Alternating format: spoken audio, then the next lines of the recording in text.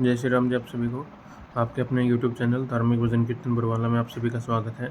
आज हम आप सभी को शुक्रवार की व्रत कथा की विधि, कथा और आरती आप सभी को बताएंगे, सुनाएंगे।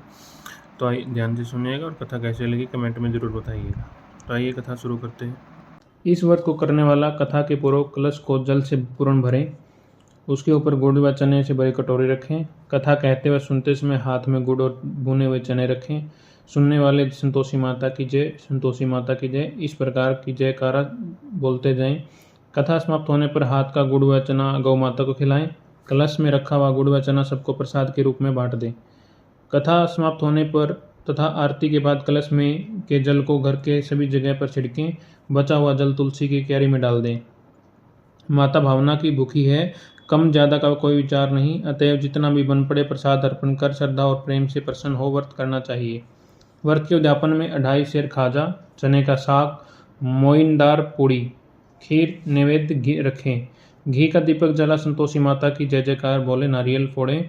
इस दिन घर में कोई खटाई न खाए, न दूसरों को खटाई खाने दें। इस दिन 8 लड़कों को भोजन कराएं। देवर जेठ घर के ही लड़के हों तो दूसरों को बुलाना नहीं।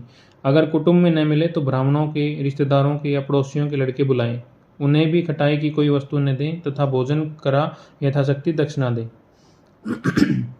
आइए अब आप सबको शुक्रवार व्रत की कथा सुनाते हैं। एक समय की बात है, एक नगर में काश्यप ब्राह्मण और वैश्य जाति के तीनों लड़कों की परस्पर गहरी मित्रता थी। उन तीनों का विवाह हो गया था। ब्राह्मण और काश्यप के लड़कों का गोना भी हो गया था, परंतु वैश्य के लड़के का गोना नहीं हुआ था। एक दिन काश्यप के लड़के ने कहा, हे मित्र, तुम मुकलावा करके अपनी स्त्री को घर क्यों नहीं लाते? स्त्री के बिना घर कैसा बुरा लगता है। यह बात वैश्य के लड़के को जच गई। वह कहने लगा कि मैं अभी जाकर मुकलावा लेकर आता हूँ। ब्राह्मण के लड़के ने कहा कि अभी मत जाओ, क्योंकि शुक्र अस्त हो रहा है, जब उदय हो जाए तब जाकर ले आना। परंतु वैश्य के लड़के को ऐसी जिद हो गई कि किसी की प्रकार के नहीं माना। जब उसके घर वालों ने सुना तो उन्होंने भी बहुत समझाया, परंतु वह किसी प्रकार से नहीं माना और अपने ससुराल चला गया। उसको वहां हुआ आया देखकर ससुराल वाले भी चकराए। जमाता का स्वागत जमाई राजा का स्वागत सत्कार करने के बाद उन्होंने बहुत पूछा कि आपका कैसे आना हुआ। वैश्य पुत्र कहने लगा कि मैं पत्नी को विदा कराने के लिए आया हूँ। ससुराल वालों ने भी उसे बहुत समझाया कि इन दिनों शुक्र अस्त है, उदय होने पर ले जाना, परंतु उसने एक न सुनी और अपनी पत्नी को ले जाने का आग्रह करता रहा। जब वह किसी भी प्रकार से न माना तो उन्होंने लाचार होकर अपनी पुत्री को विदा कर दिया। वैश्य पुत्र पत्नी को एक रथ में बैठाकर अपनी घर की ओर चल पड़ा। थोड़ी दूर जाने के बाद मार्ग में उसके रथ का पहिया टूट गया और बैल का पैर टूट गया। उसकी पत्नी भी गिर पड़ी और घायल हो गई। जब आगे चले तो रास्ते में डाकू मिले।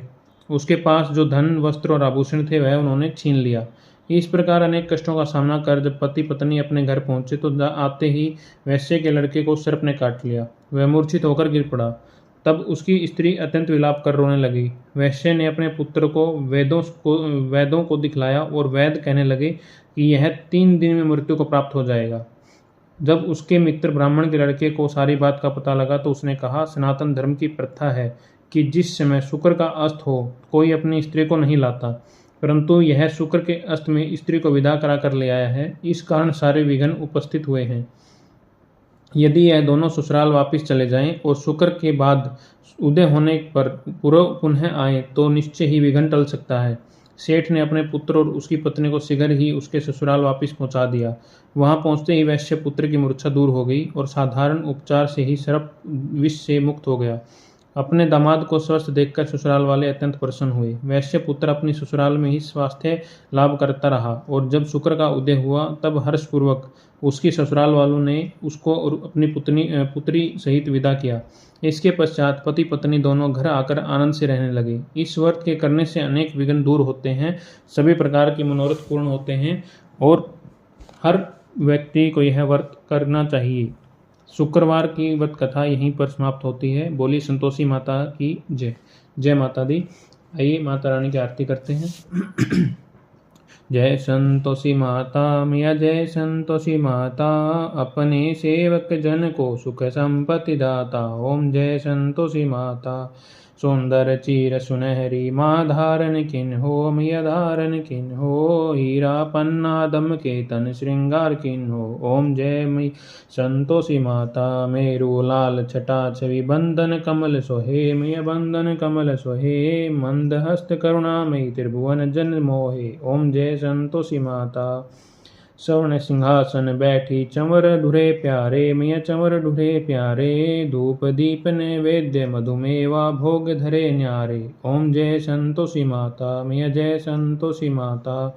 गुड़ अरुचना परम प्रियता में संतोष कियो, मियता में संतोष कियो, संतोषी कहलाई भक्तजन विभव दियो। ओम जय संतोषी माता। शुक्रवार प्रिय मानत आज दिवस सोही, मैया आज दिवस सोही, भक्त मंडली आई कथा सुनत मोही। ओम जय संतोषी माता। मंदिर जगमग ज्योति मंगल ध्वनि छाई, मैया मंगल ध्वनि छाई, विनय करे हम बालक चरणन सिर नाई। ओम जय संतोषी माता। भक्ति भावमय पूजा अंगीकृत कीजे, मैया तुम धारण कीजे, जो मन बसे हमारे इच्छा फल दीजे। ओम जय संतोषी माता, मैया जय संतोषी माता। दुख दरिद्र रोगी संकट मुक्त किए, मैया संकट मुक्त किए, बहुधन धान्य धरे घर सुख सौभाग्य दिए। ओम जय संतोषी माता, मैया जय संतोषी माता। ध्यान धार जाने तेरो मनवांछित फल पायो, मैया मनवांछित फल पायो, पूजा कथा स्वर्ण कर घर आनंद आयो। ओम जय संतोषी माता। शरण गहे की लज्जा राखियो जगदम्बे, मिया रखियो जगदम्बे, संकट तू ही निवारे दया मई माँ अम्बे। ओम जय संतोषी माता, मिया जय संतोषी माता। माँ संतोषी की आरती जो कोई जन गावे, मिया प्रेम सहित गावे, रिद्धि सिद्धि सुख संपत्ति जी भर के पावे। ओम जय संतोषी माता, मिया जय संतोषी माता। अपने सेवक जन को सुख संपत्ति दाता। ओम जय संतोषी माता। बोली संतोषी माता की जय हो। संतोषी माता की व्रत कथा यही समाप्त होती है। बोली माता रानी की जय। संतोषी माता की जय।